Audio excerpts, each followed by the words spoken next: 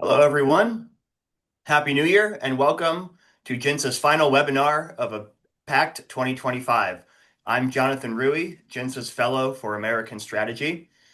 Today, we'll focus on yesterday's summit between President Trump and Prime Minister Netanyahu, as well as its potential implications for both the United States and Israel, but also the broader Middle East.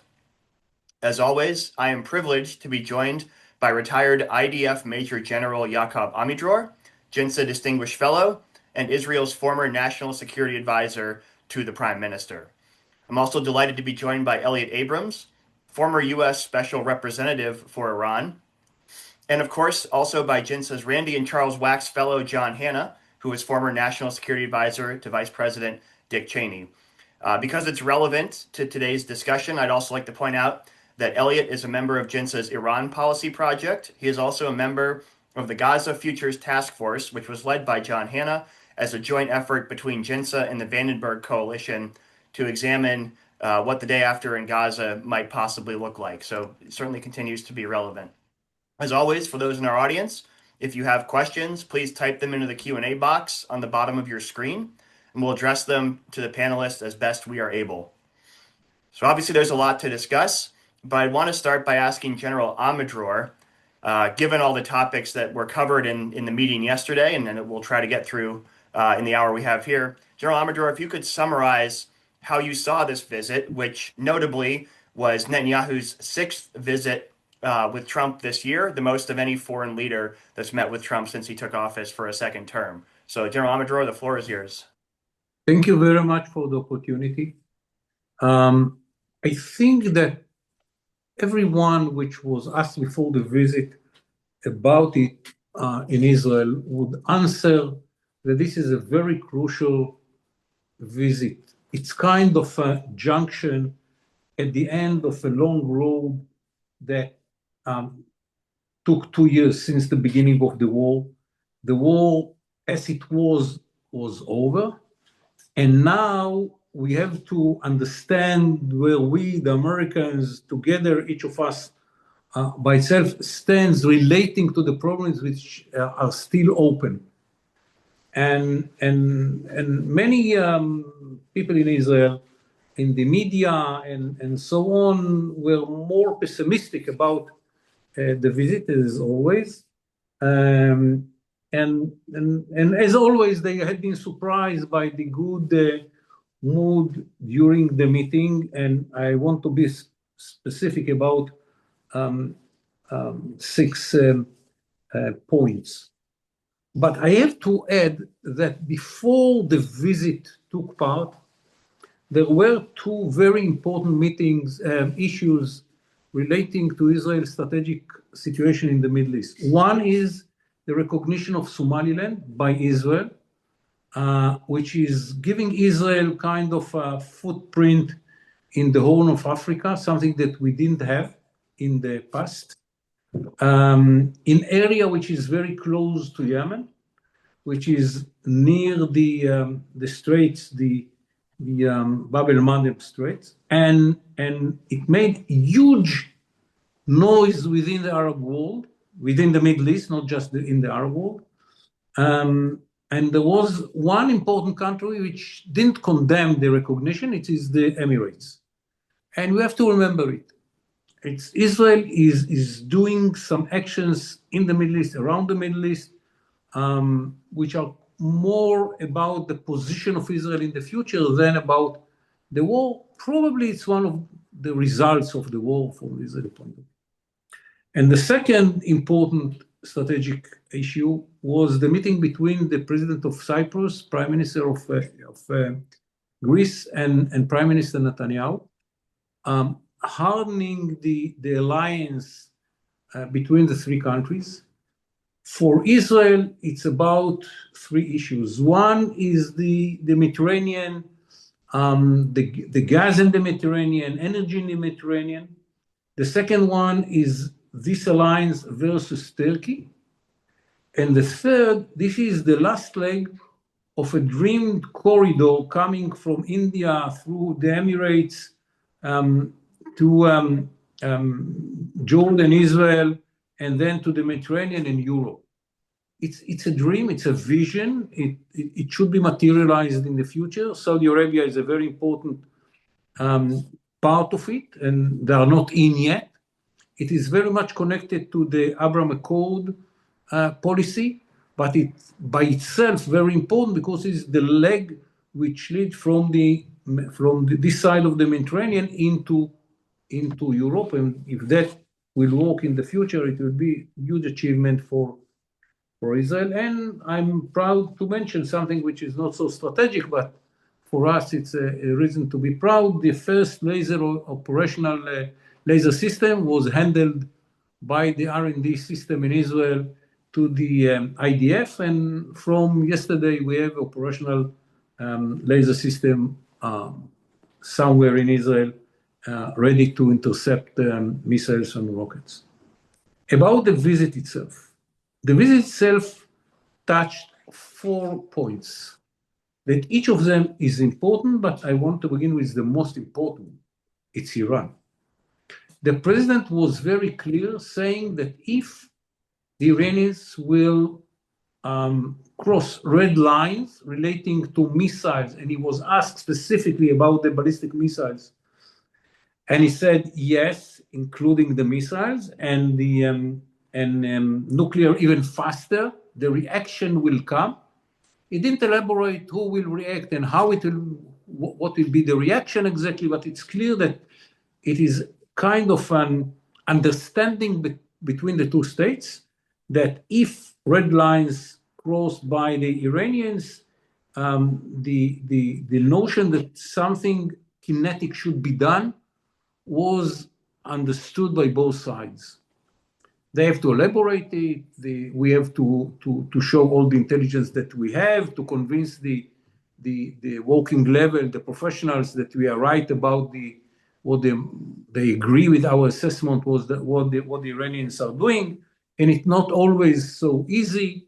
When we found first time in '93 or '4 the nuclear project, it took us 2 years to convince the professionals in America that there is such a project in Iran. So when it is coming to professional questions and relations, it is very professional. No one is making easy life to the other side. But at the end of the day, from our point of view, and I think from the American point of view, it's very important that we will be on the same page. So Iran was basically agreed that if the red lines will be violated by the Iranians, reaction will come. And now it is going down to the working level to bring all the information that both sides have and to agree about the situation. And it's very important that we will be on the same page relating to this question. The second point was Gaza. Gaza was less clear than Iran because the president said that yes, Hamas should be disarmed, but he spoke about the second stage. He didn't take a prerequisite the release of the last Israeli hostages body. But I think that what important for Israel more than anything else is that what it was agreed that Hamas should be disarmed. How it will be done, when it will be done, it's a good questions. I believe that if that is not going to be done by diplomacy, by the United States of America, it will be done by the IDF. When there are some leaks about 3 months period during which the Americans will have to get it, and if not, the IDF will go in 3 months from now. It's January, February, March. It's good from the weather point of view, but I don't know. It's less clear than Iran. If it's in Iran, it's clear the Americans understand that reaction should be take part if A, B, C, and D, and we have to agree about the A, B, C, and D. In Gaza, it's more blur, but it's well understood that Hamas should be disarmed, and for us, this is the most important part of the whole big plan of Gaza. Something which was not in the In the newspapers before was mentioned when the president said that there is no full agreement between him and the prime minister about the West Bank, what we are calling Yehuda v'Shomron, but he's sure that Bibi will do the right actions there. I think it is more about the aggressiveness of some settlers, sorry. By the way, most of them are not settlers at all. They are coming from outside the West Bank, but it doesn't matter. And maybe less vocal approval for new settlements in the West Bank, something which happened in the last few weeks. It's not clear from what was said what is exactly was the disagreement and what are the expectations of the president, but it's clear that there were disagreements and there are expectations of the president that the prime minister will act in the right way. Two issues hadn't been mentioned. Maybe it was discussed, but nothing leaked out, and they didn't say in public about that. One is Lebanon. What's going on with the disarming of Hezbollah, which was part of the agreement. And as far as we know, the Lebanese army does not continue to disarm Hezbollah. And the last issue, which was not mentioned, I mentioned it in my first remark, there are the Houthis in Yemen. What the two countries are going to do? We understand that it cannot continue the same way in which the Houthis are doing whatever they want, whenever they want. The fact that we now have something relating to the area in Somaliland, it's very important as a beginning, at least for better intelligence. I don't see F-35 landing there, but it's very close to Yemen. I think it's 350 kilometers versus 1,800 that you have to fly from Israel to Sana'a. But I think the fact that we are there is very important, and the fact that the Emirates didn't condemn it is also very important. But the Houthis hadn't been mentioned, and it is something that probably Israel will have to deal with the Americans about. Okay, what can be done? It's far from Israel, but it's very, very important. These are the issues which had been mentioned and hadn't been mentioned. But I think the fact that the atmosphere was very good is very important from the Israel point of view, because there are many commentators that try to say now it's going to break because the president and the prime minister sees differently the whole situation. And in our side, the fact that Ron Dermer was not within the team, it's a big problem, because he was a real expert and very, very smart guy that can run the show relating to the United States of America. But I see that the present ambassador, Mr. Leiter, and the acting head of the National Security Council, Gil Reich, did very good job preparing the meetings. Let's see what will happen on the ground. Now, this is nice words, but let's see what will happen on the ground and how the Americans and the Israelis will cooperate in the future relating to all these issues. Well, thank you, General Amidror, for your nice words in setting that up. It was certainly a complex portfolio. So I think we'll just sort of go through and start handling in greater detail the issues you laid out. I'd like to start with Iran. Before you do that, yes, Elliott, please.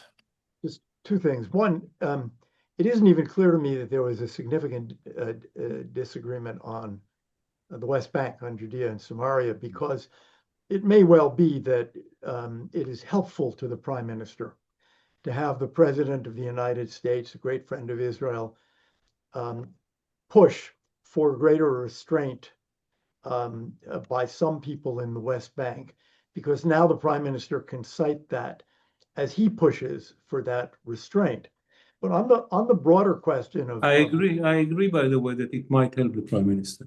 Yeah, the broader question of the sort of the tone of the meeting, there were a few stories, mostly that went back to Axios, attempting to say that no, behind the scenes, you see, behind the scenes there was a lot of disagreement.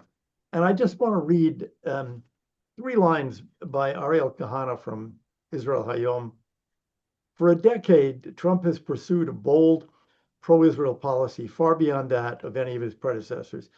For 10 years, commentators, self-styled experts, and would-be prophets have predicted any moment now he will turn on Israel. For 10 years, they've been spectacularly wrong. This dynamic, which is fairly amusing when viewed honestly, repeats itself ahead of every meeting between Trump and Netanyahu. To the disappointment of the prime minister's critics, it becomes clear time and again that Trump is fully committed to Israel's security and needs. And I would add, it becomes clear that the relationship between them is maintained at an extremely high level. Thank you, Elliott. And that actually sets me up well for my first question to you. So given that, we certainly saw lots in the media, both, I guess, before and really after the meeting, playing up the daylight between the two on all these issues. I guess coming out of the meeting, was there anything about Trump's statements on Iran policy, given your background is working that portfolio under the first term? Any statements from him that told you anything new, or is this Trump's sort of messaging the Iranian regime? I can get tough with you, but there's also the option to come back to the table. How many layers are at play here, do you think? I don't think there was anything new. I think it is significant that the president reiterated that not only would he approve of an Israeli strike if it were needed, but the United States might join again. And I think it's significant because, it's one thing to say it, but if it's 3 months ago or 6 or 12 months ago, people wonder, well, does that still apply? Obviously now it does still apply when it comes to Iran. Where I thought there was a difference, and we should get to this later, the question of Turkey and the question of Syria.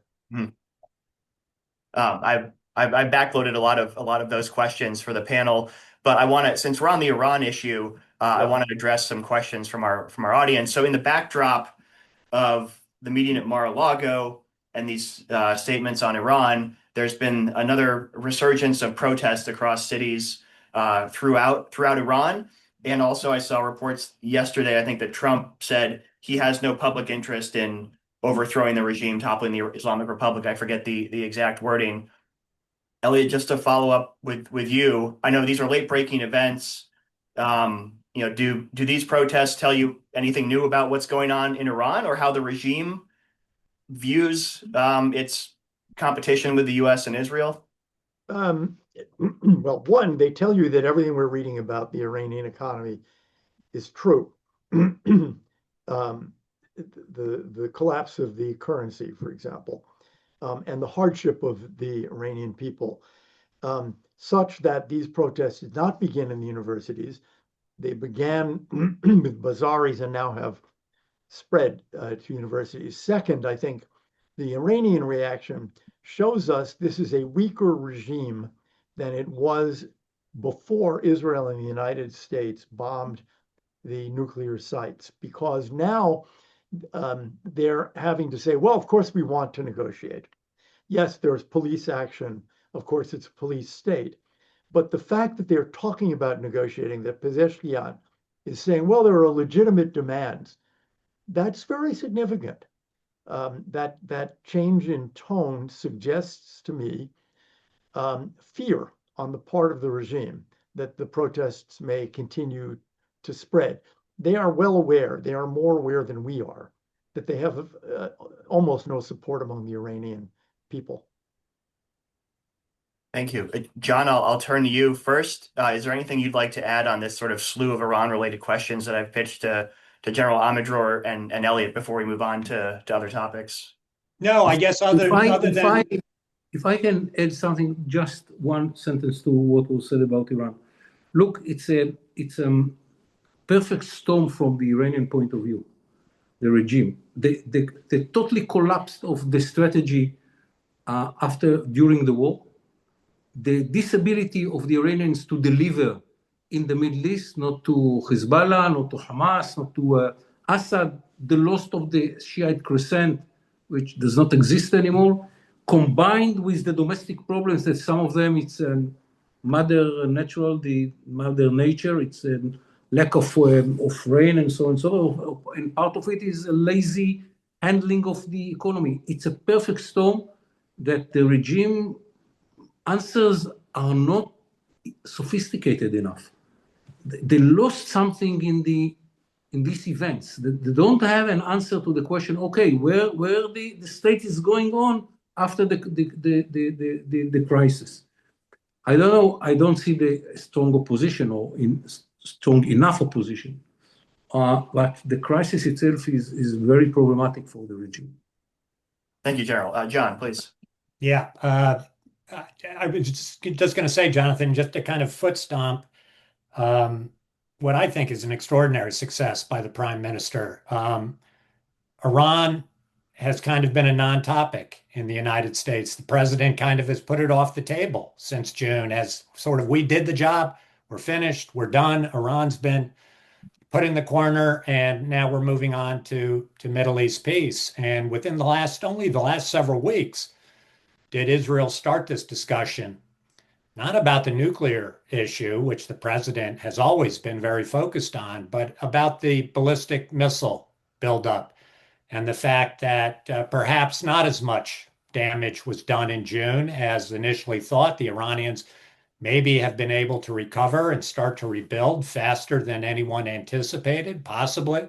It seems increasingly with the help of China, which is a real issue because China was behind the ballistic missile buildup before the June war, and they seem to have fallen right back into that pattern of really juicing the Iranian ballistic missile program. But the fact that within the space of a matter of weeks, an issue that was not a real pressing subject on the front burner of the Trump administration, to have moved from that to a point where the president is essentially endorsing the Israeli position that a possible trigger for renewed military action against the Iranian regime, certainly by Israel and potentially with American participation, is not simply a rebuilding of the nuclear program, which not a lot of people see at the moment, but it's this issue of the ballistic missiles as a real existential problem for both Israel and the broader region, as well as parts of Europe, obviously, and eventually the United States. For the president to have adopted that and to come out as clearly as he did, saying, if the Iranians are not very, very careful here in the coming weeks and months, we could have the United States supporting renewed military action because of the Iranian ballistic missile program, I thought was a real coup for the prime minister that I don't know if anybody saw on the horizon just a few weeks ago. So thank you, John. And to follow that up, to pivot to another big issue, which is obviously Gaza.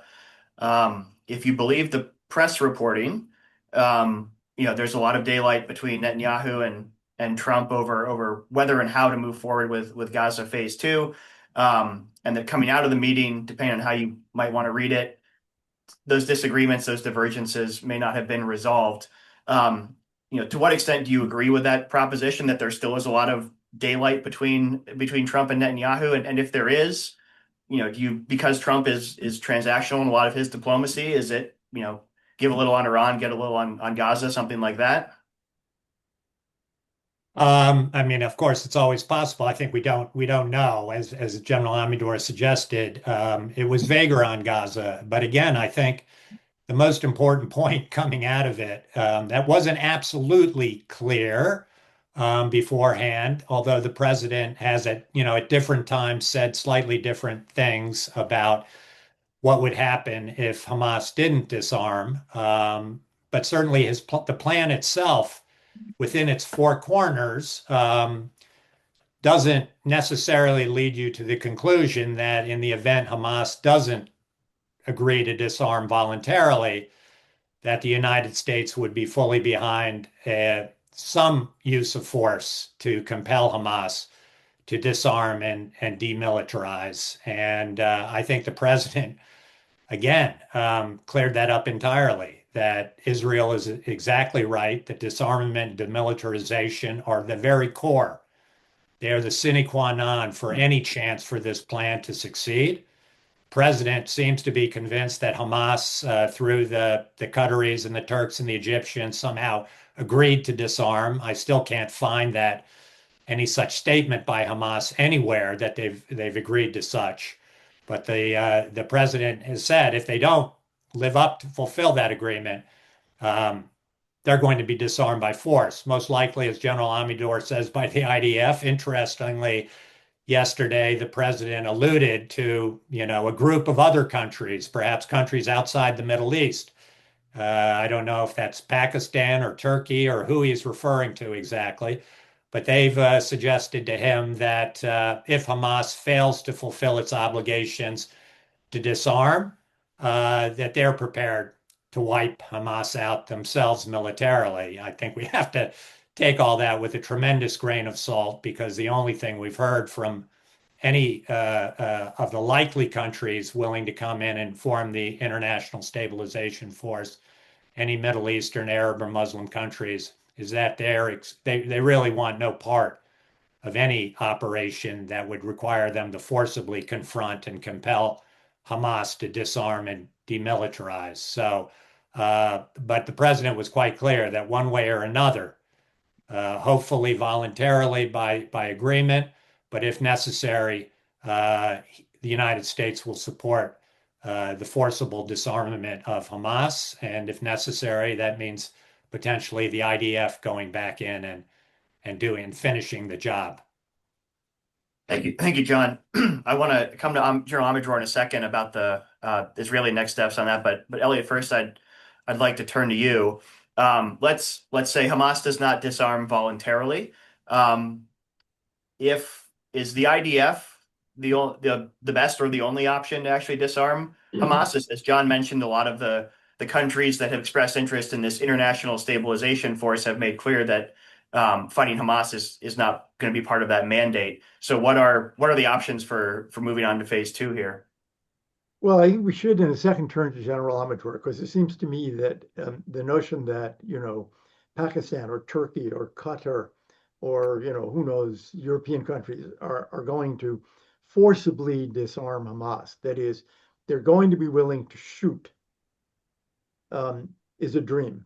It's not going to happen. Therefore, the question turns on what Israel thinks is its best way forward.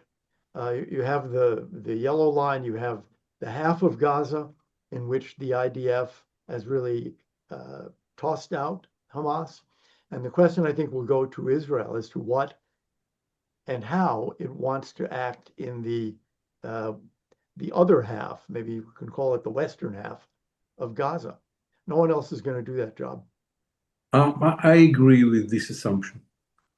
I can tell that the IDF made the preparations. We have detailed plan how to do it. The units that's supposed to do it made their own preparation, including training. And the IDF is waiting to the decision of the government, which probably will take time to make based on the dialogue with the Americans. If what was leaked is true, that both sides agree that they give Hamas 3 months to disarm itself, the IDF will be much more ready after 3 months. Basically, I think, and I don't know, but I think that this is an operation of 2 to 3 months, very extensive operation, in which many forces will come in to take the Gaza City and the camps in the center. It will be much, much, much, much easier now. First of all, Hamas doesn't have the capabilities that it had at the beginning of the war. They don't have the whole system of manufacturing weapon inside Gaza. They don't have any connection outside Gaza. They are separated from Egypt and through through the sea. We don't have hostages inside the tunnels. It's not going to be easy because you have to fight on the ground and under the ground. But I believe that within 2 to 3 months, an operational control of the area will be full, and then it will take another 6 months, more or less, to clean the area. Meaning to go slowly, to kill everyone under the ground, to demolish the underground system. Not every inch of it. We don't have enough explosives to destroy every inch of the tunnels, but the system will not work afterwards. And then in the new situation, that kind of a time that the Americans should come with a tender to say, okay, who is ready to come in? And to put the limitation and what should be done and what should not be done, and to begin to think seriously about the next stage of rebuilding Gaza. That cannot be done if Hamas is still there, strong as it is today. No one is ready to fight it, and no one is ready to put his money when Hamas is still the ruler of this area. You should be a very stupid business guy to put your money there. I met 3, I think, members of the team which was organized in America to take part in the plan and the rebuilding in the future. And for each of them, it's very clear they are not ready to speak about putting $1 when Hamas is still as strong as it is today. It will be stupidity from their point of view. They were not ready to risk their money in area that it will be a battlefield between Israel and Hamas. So Israel will have to go and to make what is needed militarily, and to end it with a situation in which Hamas is not relevant anymore as a threat inside Gaza. It is not relevant today as a threat to Israel from Gaza. It should not be relevant inside Gaza. And then foreign forces probably will come in. Israel is determined not to let the Turks and the Qataris, the supporters of Hamas, to take part in the forces that will control the area and support the civilian side of the rebuilding. And I think that it is. If I might, just to sort of, this is a question that's been coming up from the audience. But I guess what's still the theory of it's easier for me to ask this incredibly difficult question, which is how is 3 or 6 more months of operating against Hamas going to create some strategic change that enables, I mean, what is disarming? Is it taking away every single weapon in Gaza? Is it killing every last Hamas fighter above a certain unit level, destroying all the tunnels? I mean, I think that what Hamas tried to do in the last few months is to reorganize itself inside the area. And from our point of view, it's an easier situation now because now we know who is Hamas. There is no question. Anyone who will fight will be killed. Everyone that will be surrender will be taken into Israel prison. I don't know if we kill all the 60,000 people which are holding Kalashnikovs in Gaza. Probably not. But we will kill half of them, and for sure the whole leadership, and we will take all the infrastructure which still exists underground and on the ground, and those which will remain will be under supervision in the area, because they will need to move from one point to another, and we will have the ability to make checkpoints and to take them and to neutralize them as well. It's not really a complete, all the 100%. But if it will be 80% and only 20% will remain, we know how to live with it. So thank you, General Amidror. A couple of follow-up questions from the audience. I guess, John, I'll ask this one to you first, but we can go around the horn on it. Given, the difficulties of disarming Hamas that we're discussing, isn't it possible that the new status quo just becomes this yellow line that Elliott described, and there's efforts, as General Amidror was alluding to try to relocate the population across the line, at least to provide basic services. And I guess, what do you think that could become the new normal, and what are the risks of that outcome? Well, certainly within the plan itself, I think it's point 17 or so that says, acknowledges that if Hamas delays or rejects its obligations under the proposal, that the plan, everything in the plan will be implemented in those areas under the IDF control that are going to be ceded eventually to the International Stabilization Force. So the suggestion is that the ISF will deploy in areas now controlled by the IDF, that 53% of Gaza behind the yellow line, that maybe you'll get some kind of technocratic Palestinian governance there. You will start some kind of rehabilitation and potentially even reconstruction in those parts of Gaza under Israeli control, and that you will allow perhaps Palestinians from the eastern part of Gaza or the western part of Gaza to flow back across the yellow line into those areas that eventually will be under the ISF and a new technocratic government. So if that happens, then it becomes a complicating factor, certainly for a renewed IDF offensive, I would think, to have all that activity going on in areas of Gaza in between Israel and Hamas's strongholds. But that is one potential outcome if, in fact, people decide they're not going to necessarily forcibly disarm Hamas and its strongholds, that we're just going to see a new status quo established along the yellow line. Israel will have some kind of buffer there controlled by a technocratic government and the International Stabilization Force, hopefully with agreements that Israel will have some continued freedom of action if necessary to act. But it would become a complicating factor, I think, in any scenario to fully defeat and destroy Hamas and its strongholds. And it has the risk of becoming a new status quo that further divides Palestinian areas and divides Hamas essentially into two parts, kind of an East and West Berlin situation.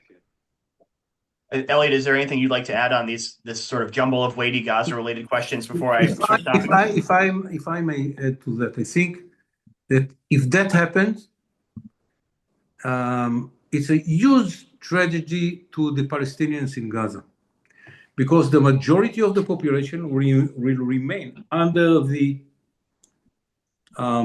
terrorist organization regime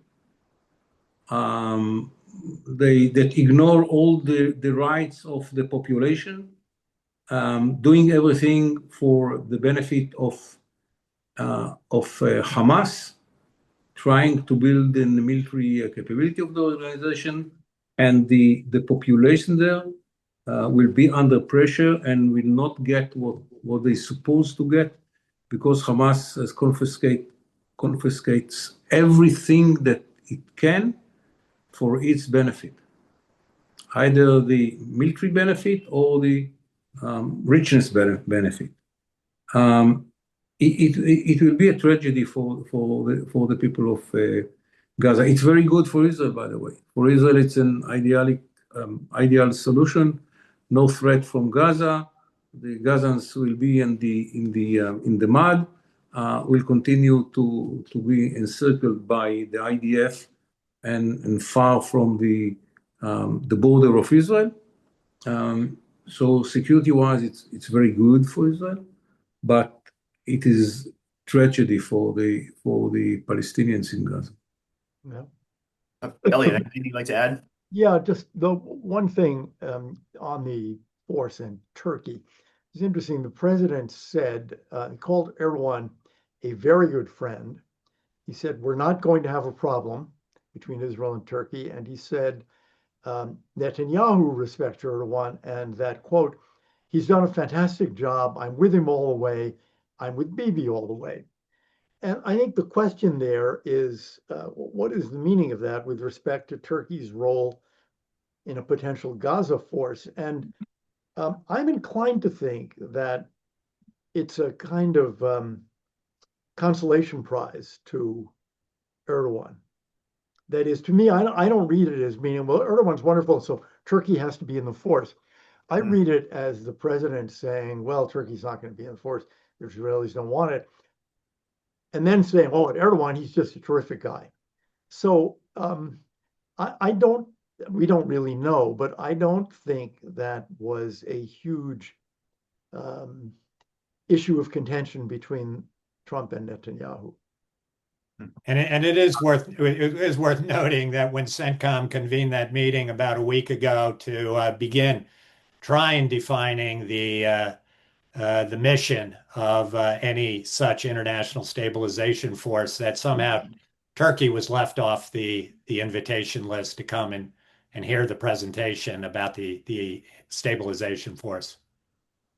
So, speaking of Erdogan, I'd like to sort of jump to the next big basket. We'll just call it the Muslim Brotherhood related issues. John, I'll ask you to comment first. For our audience, by the way, John was the lead author on a paper on U.S. policy towards Syria that JINSA put out earlier this fall that I commend to everyone here. So yesterday, Trump said at the press conference that he has an understanding with Israel on Syria, and that he's sure, quote, Israel and Syrian leader al-Shara will get along, end quote. I guess, John, what are your thoughts? I'll turn to General Amidror next. What are your thoughts on the likelihood of some sort of understanding between Israel and Syria? What does it look like, and what does it take to get there? Or is this, sort of casting about wish casting, but nothing's really on the table? Yeah, it was hard to tell. My guess is that the whatever understanding or agreement the president and Netanyahu had was simply over the fact that if it's possible to achieve some kind of new security arrangement and between Israel and Syria, that they both agree that would be a good thing. But when you get into the details of what Israel may require from Syria in terms of the Druze, in terms of the extent of demilitarization that Israel is requiring, potentially all the way up from the Israeli border to the outskirts of Damascus, what Shara requires, and certainly in terms of Israeli withdrawals, probably from the territory that the IDF took up positions in after the fall of the Assad regime last December, including that incredibly important position on the Syrian side of Mount Hermon. That would be very difficult, I think, for Israel in exchange for nothing more than some kind of new security agreement. That's kind of a 1974 demilitarization agreement plus. Israel, I think, would really want to try and hold out for some kind of formal peace agreement, which also is, given the Israeli position on the Golan Heights, which is never going to change. It would be a tough climb for a former jihadi to make that deal. So I guess obviously the situation in Sueda remains very tense. The entire situation with Syrian minorities is very difficult. It's not exactly clear to me what Israel is asking for with regard to the Druze in Sueda, whether they really require some kind of formal corridor that they'll be able to use to provide humanitarian assistance. We did have a report in the Washington Post a week or so ago. I don't know how accurate it was about Israeli activity with the Druze, including weapons and arms and coordination with the Kurds in Syria's northeast, helping the Druze down in Sueda. So I think there's just a jumble of issues, to include, of course, Turkey's role in Syria and within the Syrian military and armed forces, and what Turkey will be, what kind of role it will play, and Israel's concerns about Turkey and Syria. It's all a lot of very complicated and difficult issues that, if anything, it looks like we've kind of moved a little bit backwards since Ron Dermer left, and we had that very serious period of intense negotiations face to face between Ron Dermer and Shara's most important aide, the foreign minister Shabani, back in July, September kind of time period. But those have lagged since then, and we haven't really got a major resumption of those talks. I think that's probably the best we can hope, that at some point Israel will identify Ron Dermer's replacement in those negotiations, and that we'll start to meet again under U.S. auspices and see where the common ground can be reached. But I'm not holding my breath on getting to yes anytime soon. So, General Amidror, I'll turn to you to pick up, the other side of John's American perspective.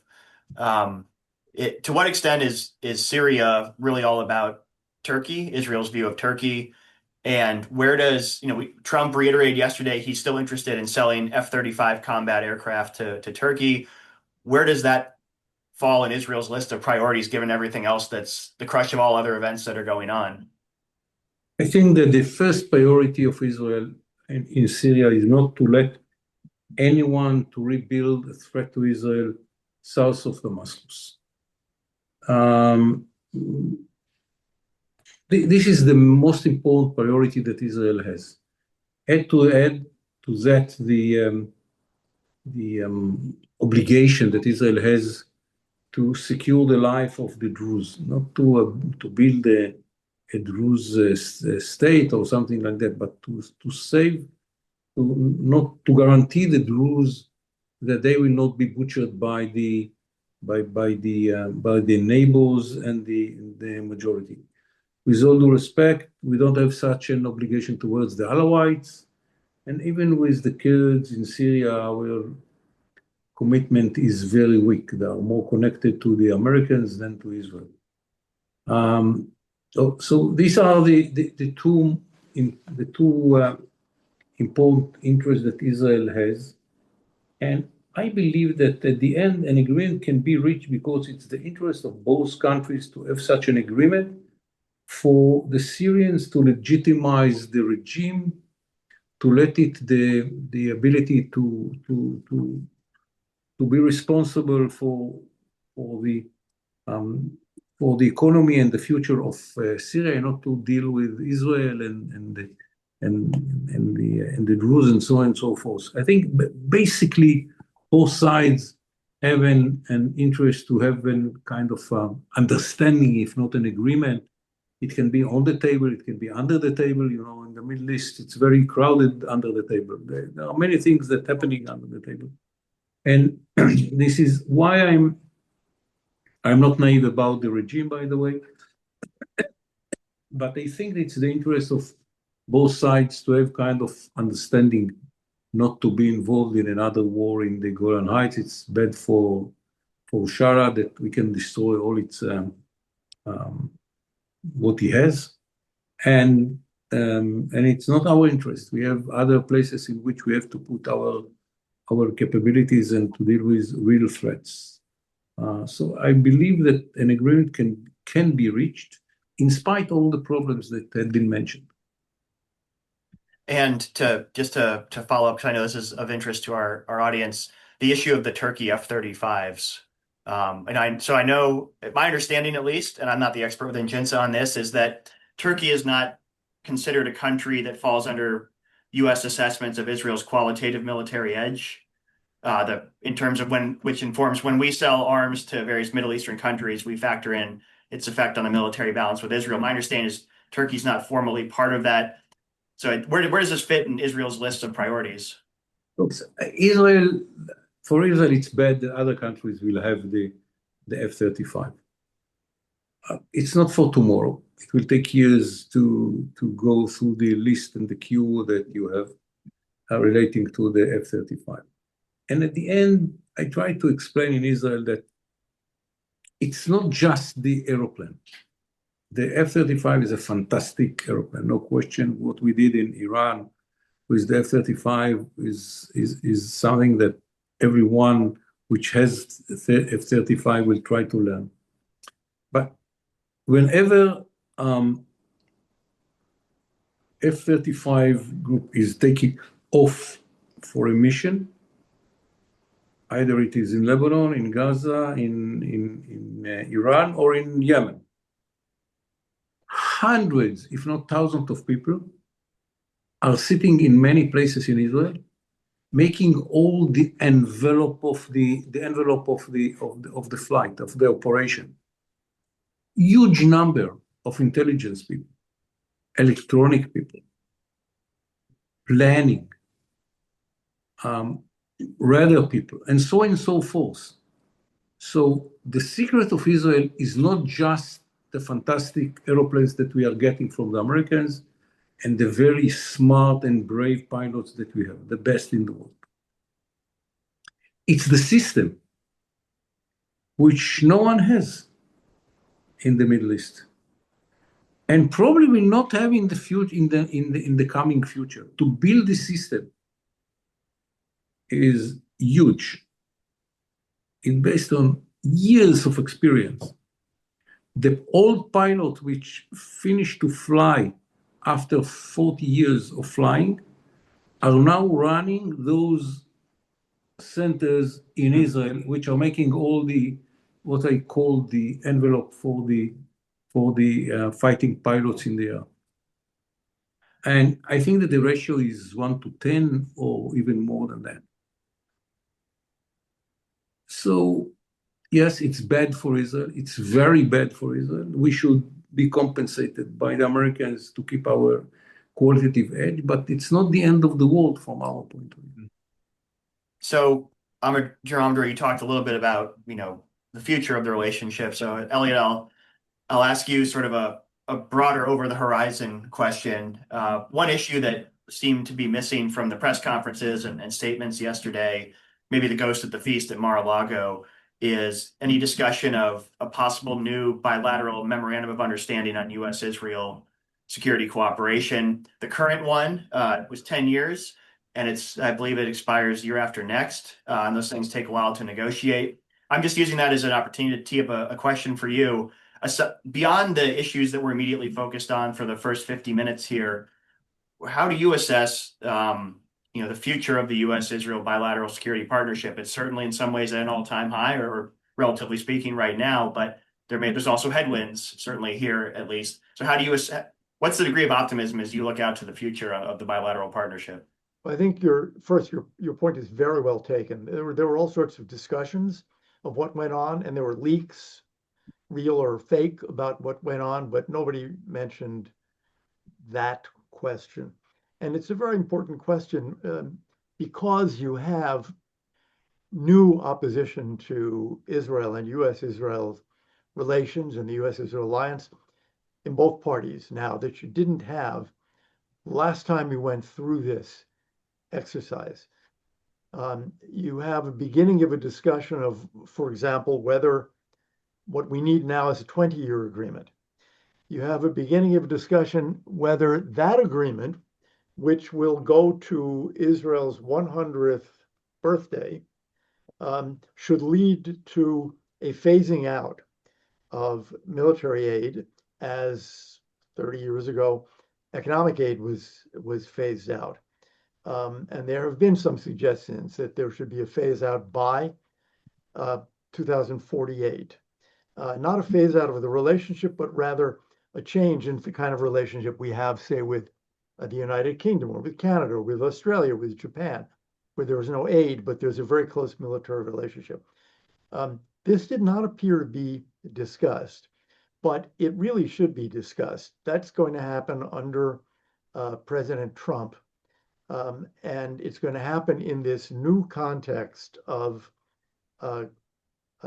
both criticisms of the alliance in a serious way and suggestions in a serious way, and a kind of disgusting anti-Semitism on the left and right that was not part of the background to the last round. So this is really quite critical, and I hope that people in the Trump administration are really beginning to think about this, because it's going to be a really important question, maybe in the 26 elections, maybe in the 28 elections, but it's going to really set the basis for the relationship at a crucial turning point.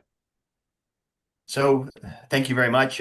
With that food for thought, looking forward into the new year, I'd like to thank everyone for joining us again on the final webinar of a very busy and in some ways unforeseeable 2025. I want to wish everyone a happy new year, happy holidays, and we'll see you again soon on another JINSA webinar. Thank you to the panelists as Thank well. you very much, and probably Thank next you. time it will be 2026.